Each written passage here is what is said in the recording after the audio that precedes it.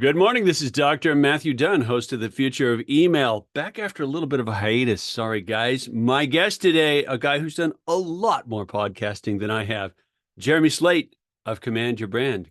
Jeremy, good morning. Good morning. Thanks for having me. We have not spoken before, so this is get acquainted, get acquainted on the air. We were comparing notes about podcast spaces. Tell people first a little bit about Command Your Brand, and then we'll talk about you a whole bunch after that.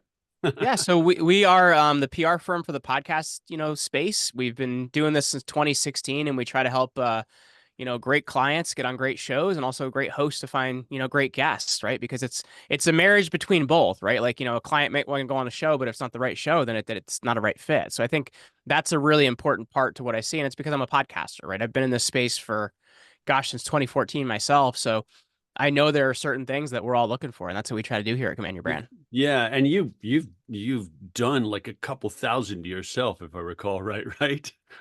Well, so 1,200 interviews on my main show. I Okay. think we just crossed over 100 on our secondary show, and then I have lost count of how many shows I've actually been on, but it's been a Yeah. lot. Yeah, that's a lot. I mean, it's a lot of long face-to-face conversation time with people. Like it's kind of a treasure, I would think, to do that. It's actually, so this is funny because it's actually, to me, it's been one of the best personal development things I've ever done. Yeah. Before I started a podcast, you could not put me on a stage. It was not gonna, go well. That's why my show was originally audio only, because I Yeah. didn't want to have to didn't want to have to look at that other person. It might be too Yeah. hard. Yeah. And now we're in 2024. I've spoken in 7 different countries. Yeah. I've kind of done, like, I would not have been able to do that before having thousands of conversations on a podcast. Yeah, yeah. Okay, interesting. Let's compare notes a little bit because uh opposite for me, my first career was theater. My wife hates this, but I'm like, yeah, you gotta going to airdrop me in front of 1,000 people. Sounds like fun. I like that. Um, and so that the face-to-face part of it didn't bother me, and we started Future of Email as video from the get-go. So you started voice only. When did you switch over to video? Um, Probably a lot later than I should have, but we started really producing video about 3 years ago. Yeah, And I will tell you, it's been a massive leap for the brand because YouTube is the #2 search engine in the world. So it's yeah, yeah. audio podcasts are very hard to grow, but doing video is a lot easier to get found. And it's been a kind of a big growth movement for us. Okay, interesting. And I will tell you, the thing that stopped me is just it was a lot less cost prohibitive, 3 years ago than it is now, just with all the AI tools and everything we've seen. Like, the Yeah, ability to create an awesome video product now is so attainable. yeah, yeah. And we definitely want to talk about AI and production tools a good bit as well. Couple questions about video specifically. One, did you find that the footage handling made production a whole bunch more complex?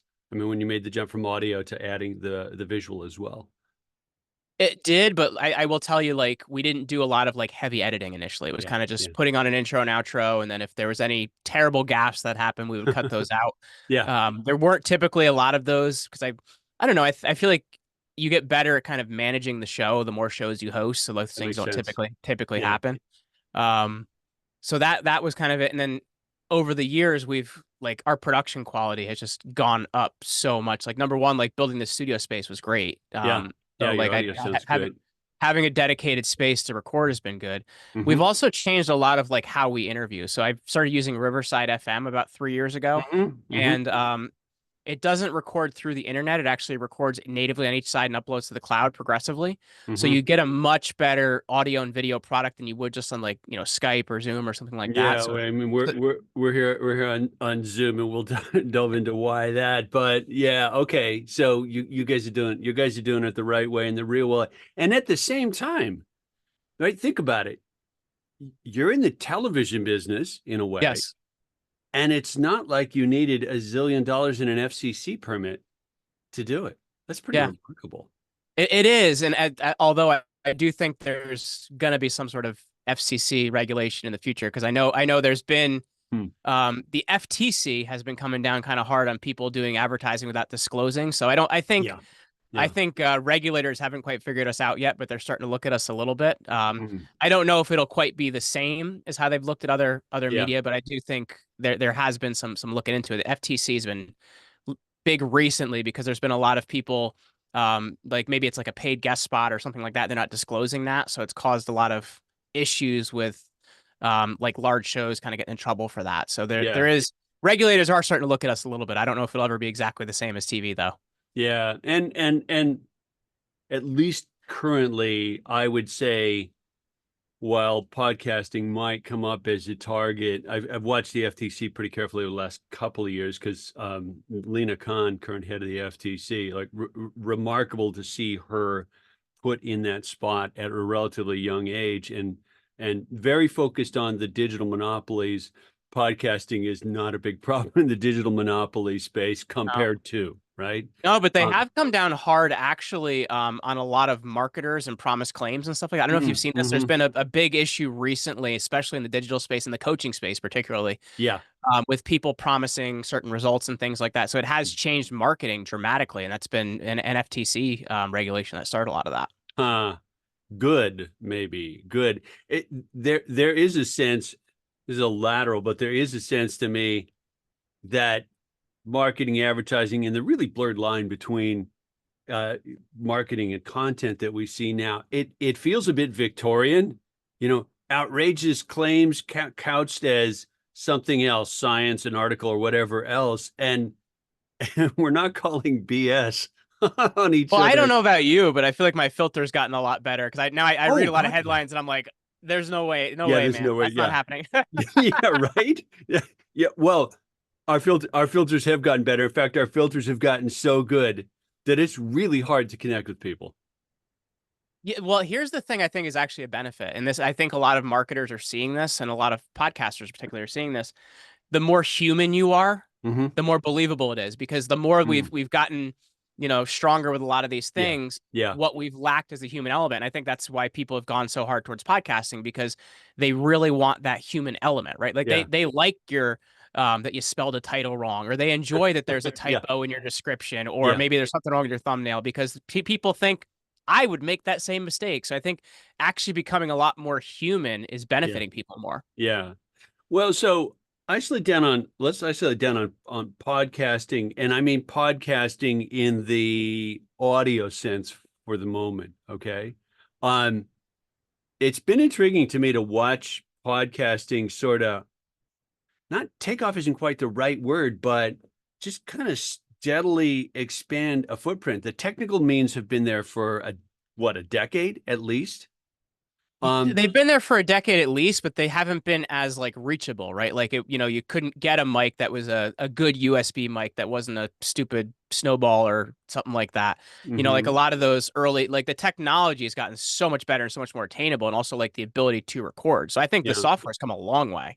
Yeah, but that you're looking at that from the producer end, from the consumer end of things, right? Could someone get a podcast at, let me put it a different way, more succinctly.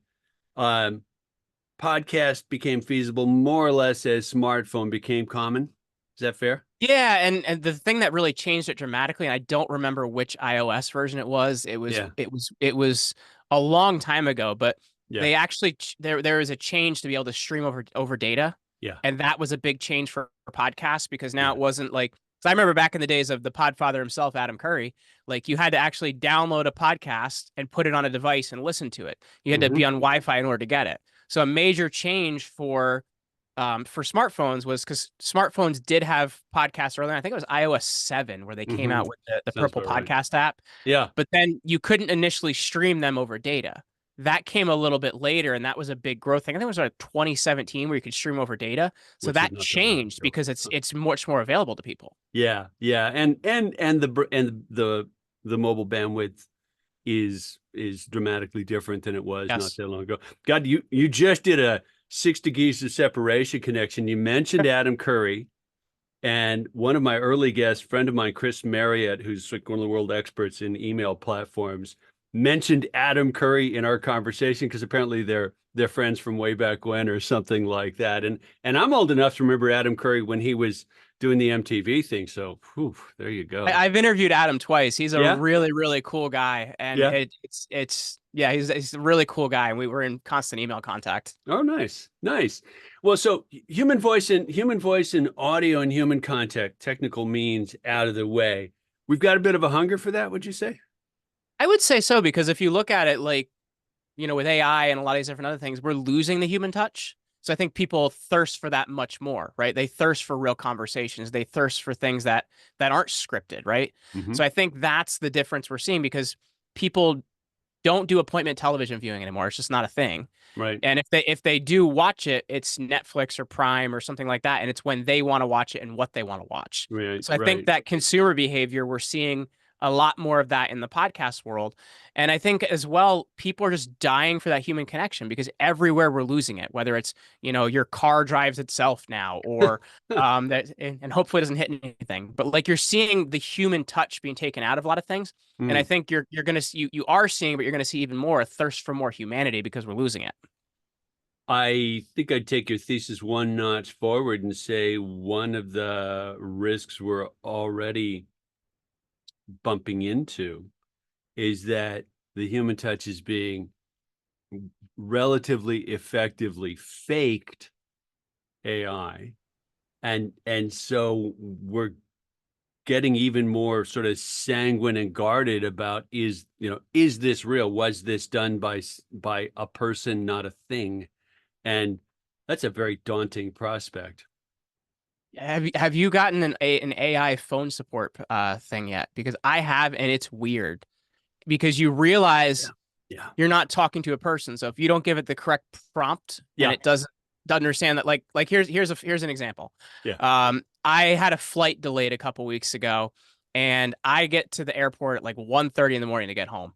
Mhm. And so I arrive at Newark Airport at 1:30. I am cranky as anybody could imagine, and Sure. we cannot find the shuttle to get me to where my car is parked. Yeah. So I call the hotel, and it's an AI assistant that answers the phone. Yeah. And the nobody knows where the shuttle prompt is not in there. So I sat there for 3 hours until I called an Uber to come help me because nobody could find the shuttle guy. Apparently he fell asleep.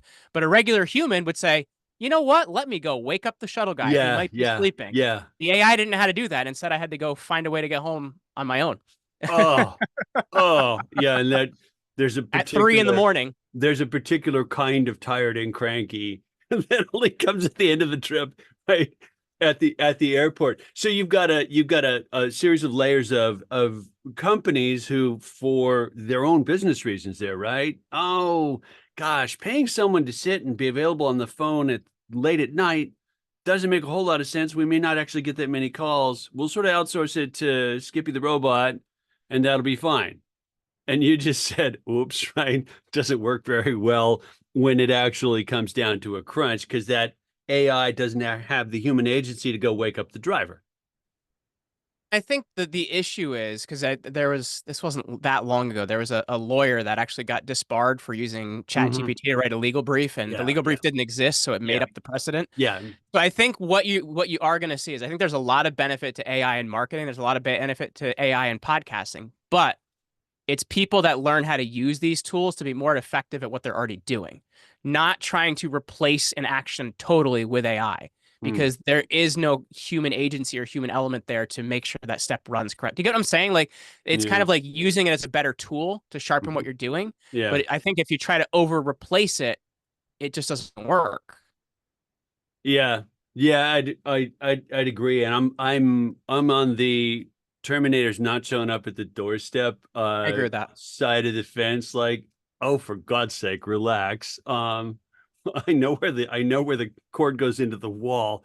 If it's really a crisis, we'll unplug the dang thing, Yeah, if my right? computer ever looks at me and goes, "Give me John Connor," I know I have Yeah. a problem. Yeah, yeah, right. Seriously. And at the same time, I think I saw that in some of the notes and background reading I was doing about you and your company. Like you're leveraging AI technologies, digital technologies, to do the job of being an agency, to do the job of producing audio and video. And it makes the job easier, right?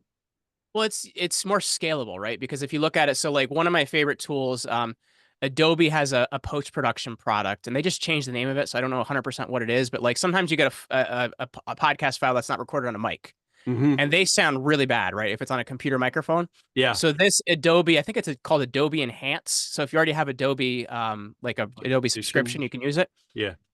It's part of that suite. It's Yeah. a web only tool, but you can basically run it through Yeah. that. It takes a few minutes, Yeah. and it'll make it sound pretty darn close to if it was recorded on a mic. So like there's a Yeah. few of the like Yeah. if you put an audio engineer to fix that, that's hours, and it's still not Yes. going to sound as good as this AI does because it Yes. has an algorithm that can read it and fix it. Yeah. That's very, very useful. Another thing as well is we do a three-camera edit. A three-camera edit meaning a camera of the guest, a camera of the host, and a camera of the guest and the host side by side. Yeah. Now, to actually edit that into frames is going to take hours. So we use a Yeah. plugin for Yeah. Premiere Pro called Yeah. Autopod, Yeah. and you can put in these three files, and it's going to give you, the bulk of your podcast edited. Now you're going to want to add in the commercials and the cut scenes and the intros and outros and stuff yourself, Hmm. but that takes out like 70% of the time, and it's just as good as a video editor would do hand in hand. So I think there's a lot of ways that we've managed to save time and also Hmm. up our production. I Hmm. think that's what it's all about, is being able to up your production quantity and quality, because it's producing a better show than we could have produced before.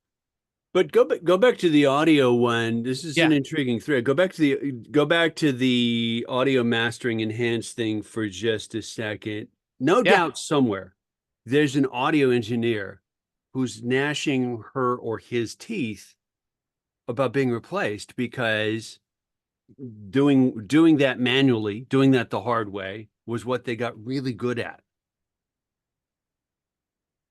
But I guess the thing I Mm. would say is like the Industrial Revolution, Yeah. that kind of changed a lot of things. Yeah. It creates new jobs, it creates new requirements. Because here's the thing you're gonna find. It's a great tool, but I just used it last week, and halfway through my enhancement, it made the person just start humming, even though they were talking, right? So like, you get what I'm saying? So it's a Yeah. very useful Yeah. tool, and it Yeah. can help you with a lot of things, but it's Yeah. still not a replacement for a human being. And I Yeah. think like in the Yeah. Industrial Revolution, you saw job roles change, you saw titles change. Yeah. We went more to an information economy with what people are doing. So I think as well, you're going to see roles and titles and things change. Hmm. But I think the cream still rises to the top, if you get what I'm saying. Yeah, I do. And I doubt, just to go back to the audio engineer for a second, I doubt that we'll see the best musicians say, yeah, just go ahead and master this with, fill in the blanks product from Adobe, right? Because there's a particular sound and nuance and balance and tone that they want that probably is going to take a really skilled engineer to get in mastering that complex mix. My But thesis, for your person that couldn't afford an audio engineer or right, something like right, that, yeah, I think it's better than where they would have been. You know what I mean? yeah. Oh, leaps and bounds. Yeah, my older son's a musician for a living, and he has mentioned a couple of sort of digital master AIs that he's taken a look at, and he said they're shockingly good. Like they're shockingly good. If your band does a recording and you want to master it and you don't have the budget to get someone to do it the old-fashioned expensive way, they're really quite good. And like, okay, well, stuff's more likely to get out in the world. I like that. So yeah. So we're on the brink of the next really big revolution, you think?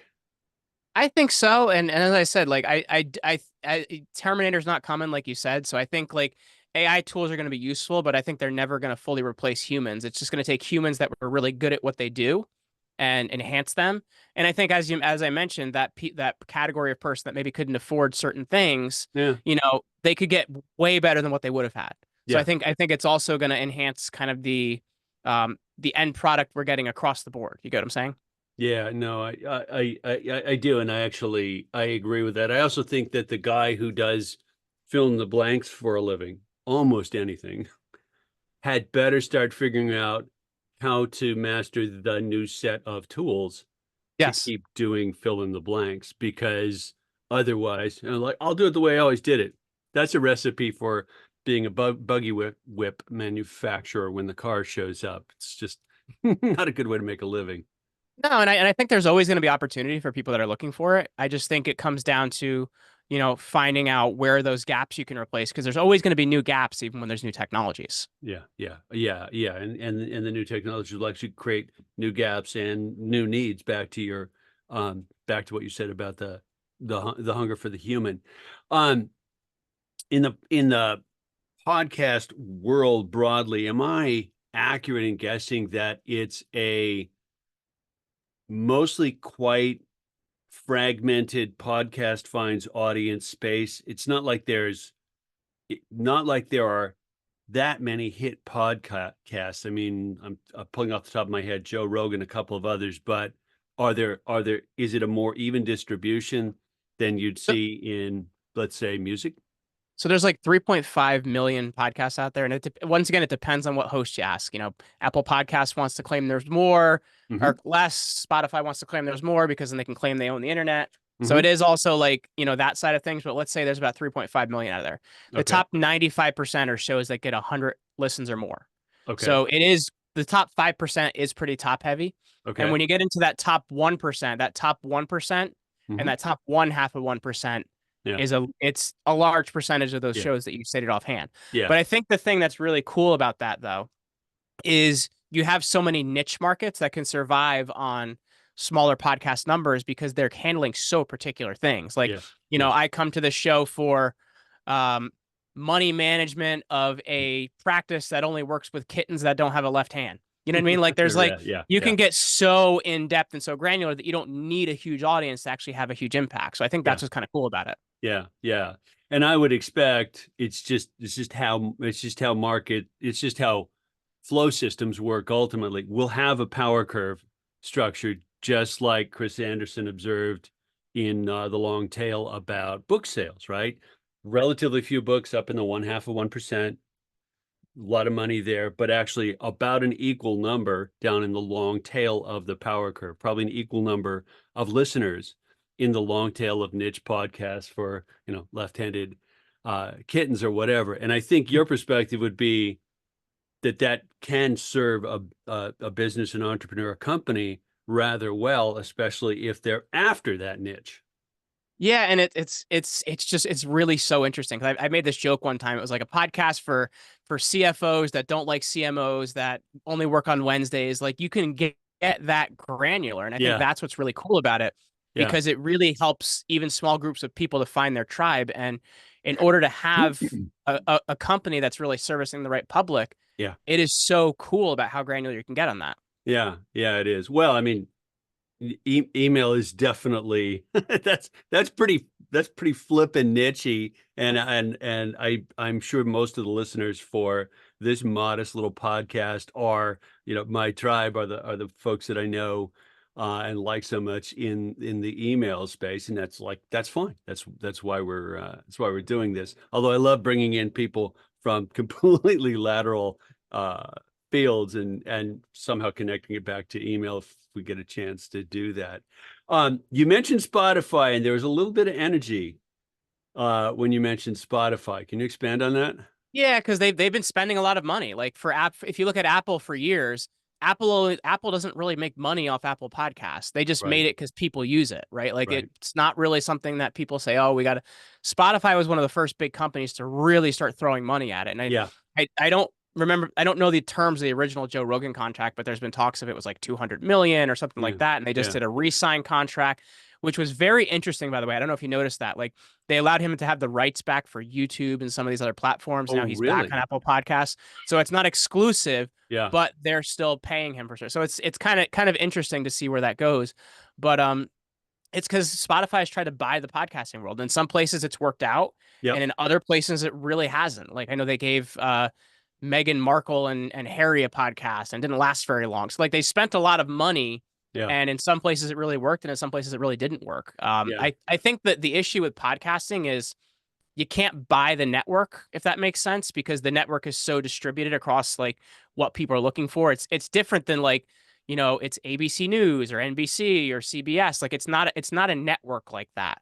And I think that's what Spotify was trying to create. And your podcast listener doesn't care about that.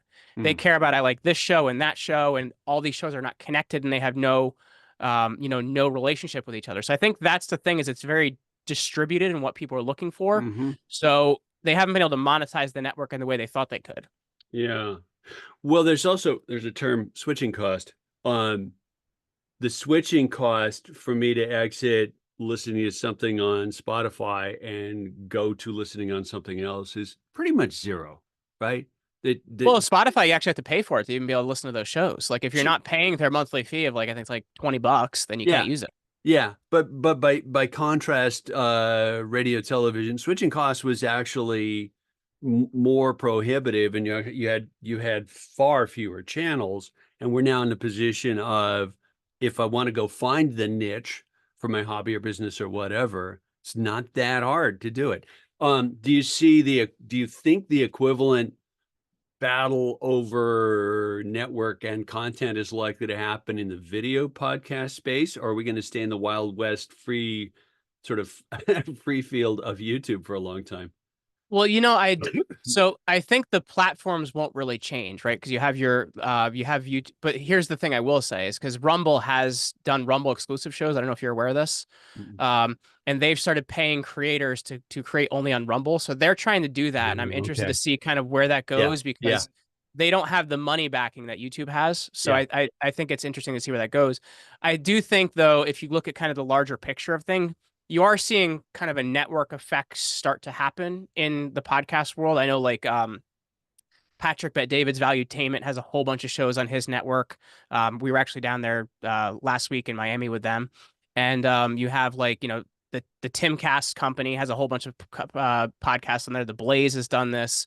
Trying to think of who else. There's been a lot of companies that have started trying to create networks on it and Hmm. Hmm. bring in personalities. And you see it more with the video show than with the audio show because there is so much more production that's required of that. Yeah. Yeah. Yeah. It makes sense. And it also, video show takes a different kind of attention than an audio show. Like if you Especially if it's pair, daily. Like you need a basically a producer to set you up a guest daily if it's daily. yeah, yeah, yeah. And yeah, and it takes a different engagement from the listener as well. Hopefully there are relatively few people watching video podcasts as they drive, for example.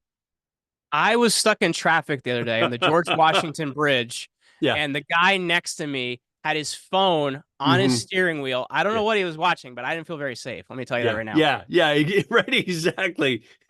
And if the Terminator's not showing up, I don't want self-driving cars showing up yet either, because I don't Well, he trust. wasn't even driving a car. He was driving a truck. So I'm like, oh, Oh this boy. may not be safe, man.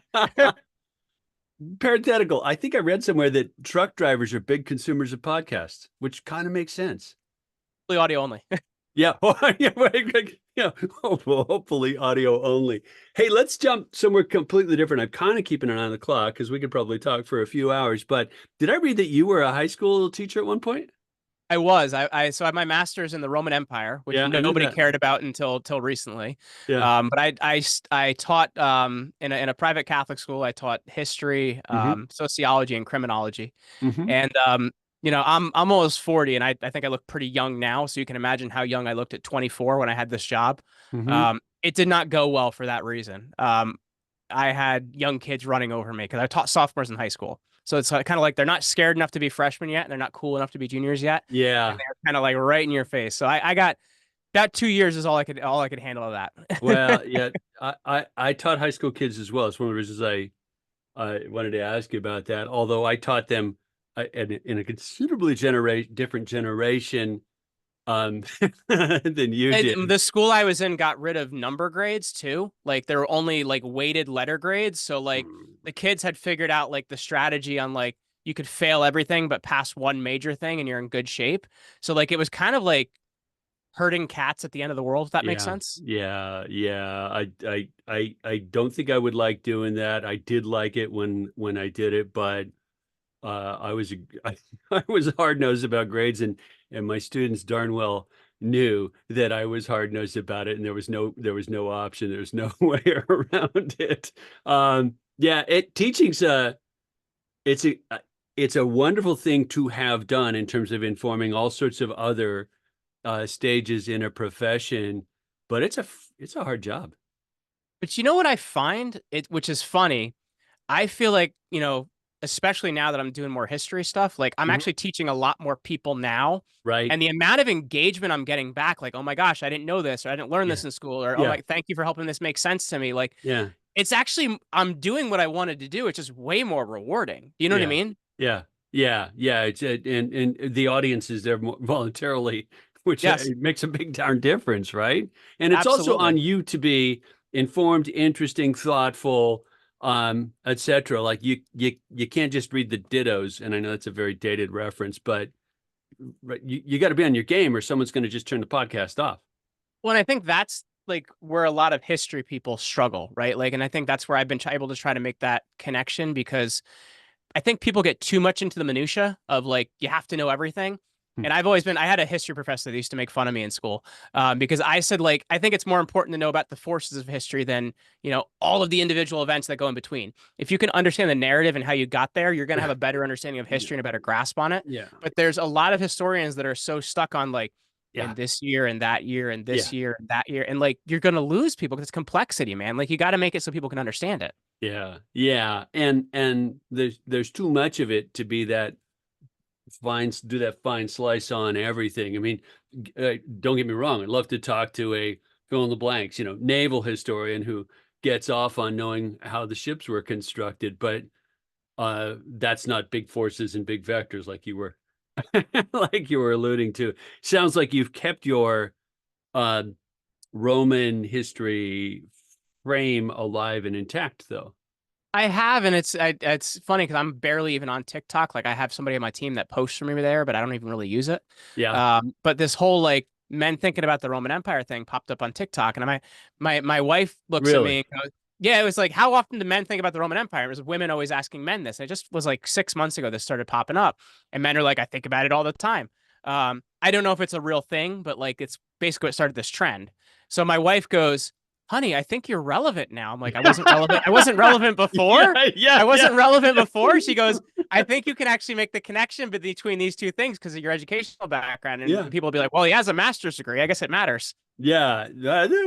I didn't know that that was a thing on TikTok, and I'm a pretty avid reader of history because I'm curious about it, and I do feel like many of the adults I talk to have a shockingly shallow historical background, and it That's irks been the me. surprising part to me in talking about like, because I've for the last 6 months, I've been doing a lot of media appearances about the Roman Empire. Yeah, The shocking thing to me yeah. is that nobody knows anything. Like and that Okay. it's nobody literally knows anything about the Roman Empire. And I'm like, oh my gosh, this is such important stuff because it like is one of the longest empires to ever Yeah, exist. Like there's yeah, so much we can learn from that, you know? yeah, yeah, yeah, yeah.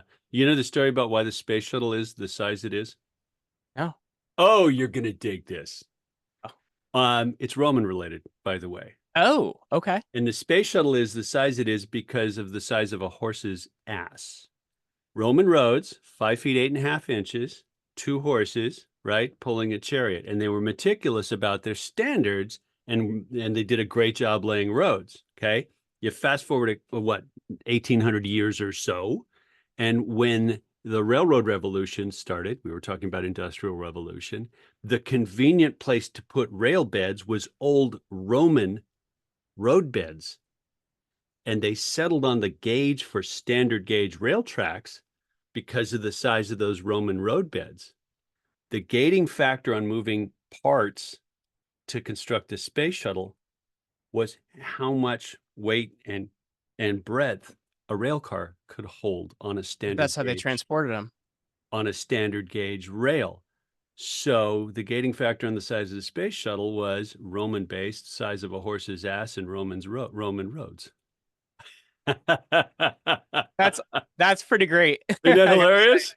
that's pretty great. And have you ever seen like how they build those roads? It's incredible. Like they're like 5 or 8 feet deep of like what they actually build to even like make them last. Yeah, I'm yeah, I'm here in New Jersey, man, and like you try to drive on some of these highways that are 2 years old and they just the potholes will kill you. yeah, yeah. And the technique of, you basically scoop out the side, put it up to make the road bed, was a lot of work, but I mean, those are still intact, used, roadways in use now all over the place, a couple thousand years old from the Romans. Wow. That's that's got to feel a little rewarding, right? Because you invested a few years in really digging deep into this.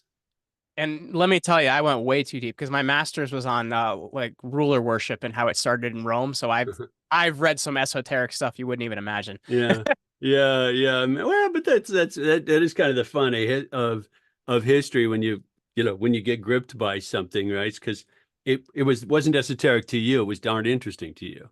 It was shocking. Like I read this article about after the Battle of Actium in 31 BC, Augustus, who's the first emperor, kneels before the sarcophagus of Alexander the Great, who'd been dead for 300 years at this point, and prays. I'm like, that's really weird. Why is Yeah, he doing that? yeah, It yeah. just took me down this rabbit trail that took a couple years of my life. Well, yeah, different frame of reference, and that rabbit trail, that digging deep into a subject, even if that's not what you do for a living for the next whatever, you know how to dig, and that's a pretty important tool set. Yeah. Yeah. Yeah, yeah. Fun. I find myself concerned, and I'll tie this back to podcasting. I find myself concerned that we're forgetting how to dig deep and invest the amount of personal time it takes to really understand a thing. Yes. There's so much content that you can just skate along the surface and be endlessly entertained and not actually expand your knowledge set or understanding of things, particularly in the course of that. Thoughts? No, yeah, and I see this big time in podcasting because I think the number one thing that stops people is they do it for 30 days and they're not Joe Rogan and they're surprised. It's you have to be willing Yeah, to commit to this thing. And I usually yeah, say be willing to commit to making nothing off of it for a year. But I right. also think when you like they have the wrong idea about, around a podcast. A lot of Yeah, people think build a podcast up, get the CPM high, and start making advertising money off your show. And for most people, a podcast should be the front end to a business that already exists. So people right. know you, like you, and trust you. And Yeah, because of that, want to do more business with you. yeah, But I okay. think often there's a lot of people that, think they're starting a podcast like it's another MLM. You know what I mean? And they're going to just start this thing, make a whole bunch of money, and then retire. Yeah, And it's just, yeah, it's really it's the dream, but for a lot of people, it's not the reality. I think the reality is figuring out how do I build this amazing vehicle where you can communicate to so many people in so many different ways into what I'm already doing so that my business grows more and so that people know it more and so that people trust it more, you know? right. It's a way of putting the human face on the business, right? Yeah. And that's some of what you guys help clients do in your business, right? Yeah, because one of the number one ways for people to find out about your show is to go on other shows, right? Like they have those conversations because it's funny. Jordan Harbinger had done something about this a number of years ago, but there's like, I don't know, and it's gotten better in the last couple of years, but like 5 years ago, there was like 10 steps to teach people how to subscribe to a podcast that didn't already listen to one. Hmm. So it's like, if you have a podcast and you want to get more people listening to your podcast, well, go where people listen to podcasts, right? So Yeah, yeah, that makes the most sense to already go yeah. where the fish are, you know? Yeah. No, it does make sense, and I do seem to see people who do this podcast stuff well show up on others. Like they get the value exchange of doing that, and it's a win-win for everybody. Plus, people who are comfortable in front of a mic make for interesting conversations in front of a mic. Absolutely. Because when you've done it a couple thousand times like you have, you're like, yeah, I'm perfectly cool with this. We don't care where it goes. Well, and it's having the right things in place too. Like I think that's also important too, because like from an email marketing perspective, Mm, just because I know your audience cares a lot about this, like yeah, there's actually a few things that you should be doing which are really going to enhance when you're going on podcasts. Like number one, you have to look at education as always has two parts, the theory of it and the practical of it. So whatever you're giving away on a podcast, like whatever that opt-in is you're giving at the end, number one, it should be something really easy, not like yourwebsite.com and your name's Polish or Italian and people can't spell it. It should be something really easy yeah, and it should yeah. be just a domain that goes there, Yep. but it should be a tool to help them to do what you taught them to do in the podcast, right? It's like something that's going to help them apply it, Yeah. whether it's one pager or whether that's a master class or something that's really going to help them in that way. And then when you have that landing page, there's a couple different things you should have in that landing page. Number one, you should have your retargeting pixel for Facebook so you can start retargeting audiences. You can also do that with X as well. And they changed the name of this company recently. But it used to be called, if you put in the domain, it'll still go there. But getemails.com is a email retargeting system that they can basically opt people into your list that are on their list, and it's kind of totally white hat. So it's another way to like really grow your list as well. So you should be figuring out how to take that episode and really make sure that you're actually building it into your marketing. Yeah, and on the last point about email capture, I think I speak for my tribe when I'd say don't do that, because if I explicitly give you my email, that's fine. If you find a way to grab it because I'm on a web page, borderline legality, no border in terms of morality. I didn't say yes, don't put me on your list. That's the hardcore email marketers perspective. They're a surprisingly white hat, do the right thing um, group of people. And if I opted in for one mass list, doesn't mean I opted in for this niche business, would be the argument, and I think a fairly sound one. Um, do you get more email than you want? Um, yes and no. Yeah, What I do find, and this is the one I don't like, is a lot of people grab my email from LinkedIn, yeah, and yeah, I end up on so many lists from LinkedIn from people I've actually never met. yeah. So that I find that is my biggest problem is people grabbing my contact information from LinkedIn. Yeah, where you get the Apollo, Hunter IO. There are a zillion sort of they're farms of LinkedIn information turned into business contacts, and I imagine you get a lot of the uh, business outreach kind of drivel that I Yeah, do. I find LinkedIn is not really that useful to me because I just get auto messages like every day and then I get Yeah, added to people's email lists. I post on there, I try to engage on there, but I just find the messaging feature is worthless.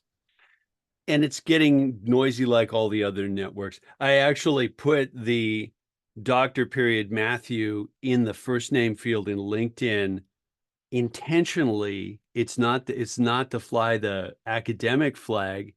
It's my spotter for scrapers and bots. When I get an email to, hey, Dr. Matthew, delete. The same thing I do with so like I don't like using my middle name to because I'm egotistical. I use it because somebody else named me my parents named me after an actor. So like it got hard to get found in Google for years.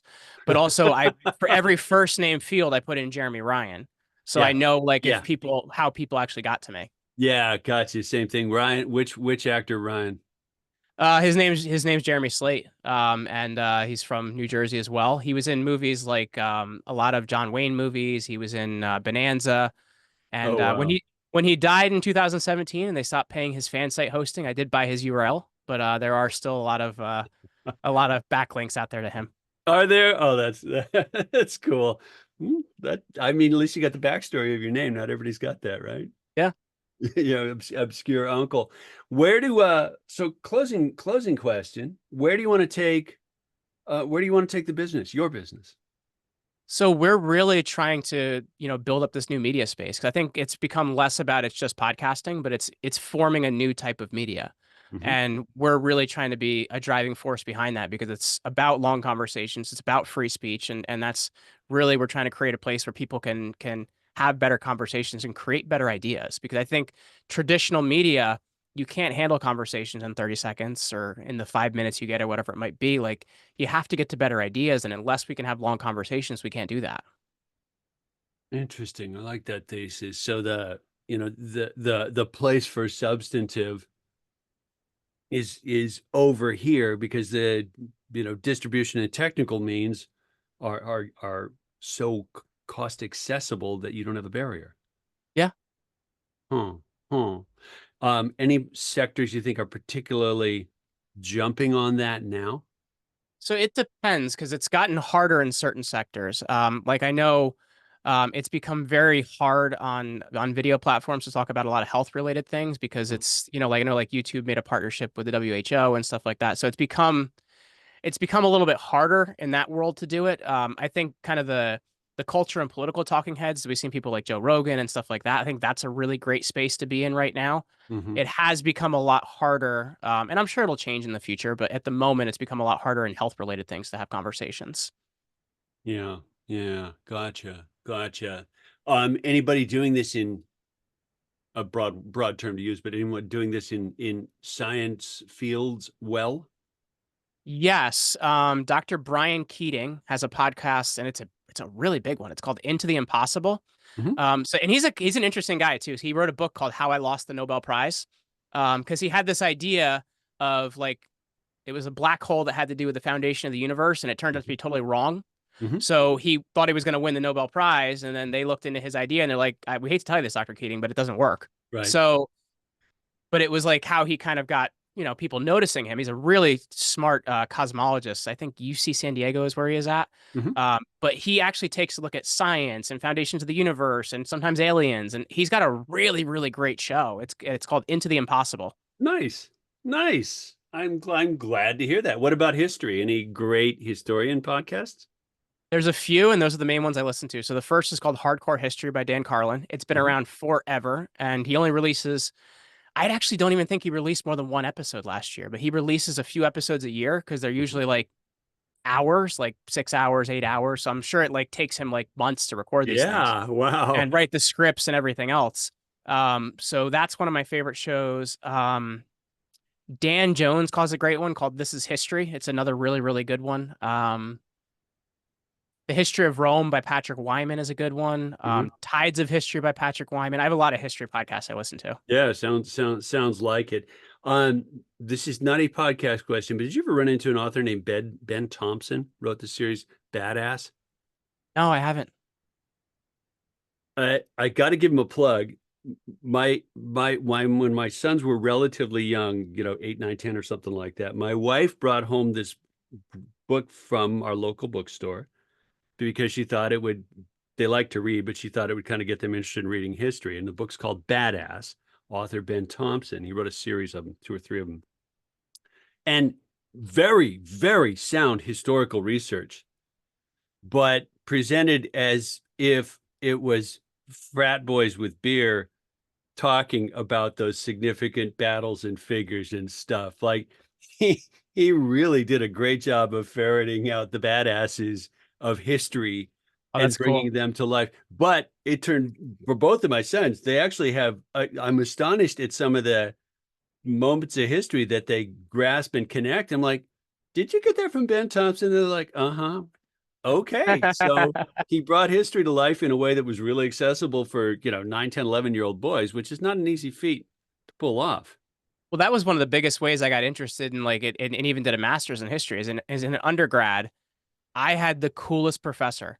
Right. He looked like Neil Patrick Harris, Mm. and he would tell these stories that you're just like, wait, is this real or fake? And like Yeah. he just made history like so real and Alive. engaging. Yes. And like he'd be like he's like so in Latin, sex vultures means six vultures, and it was one of the foundings of Rome. He goes, also the name of my punk band in high school. Like these are the type of stories he would tell, and you just be like, wait, what did he say? So like he and or he would just start reading the Iliad from memory. Like this guy was so engaging. Nice. Nice. And very story centric. You just said Yeah, it. yeah, Yeah. Yeah. Not names and dates. yes, yeah, and it's then like the names and dates you'll find actually come easier when you get the story. They stick, yeah, that gives you a frame to, yeah, the narrative gives you a frame to hang them on so you actually understand why a particular date might matter. Yeah, and his recommendation was always like, if you find you don't understand something, just try and write it out by sequence, and you'll find you start being able to work it out. Like it becomes easier that way. Nice. Nice. I might have to do that with a database problem. Sorry. Lateral. Well, I should free you up. I figured we'd have fun and I figured we could go way over time, but any parting, like, where does someone find you if they say, "Oh, man, this would help me grow my business," for example? Where do they find you?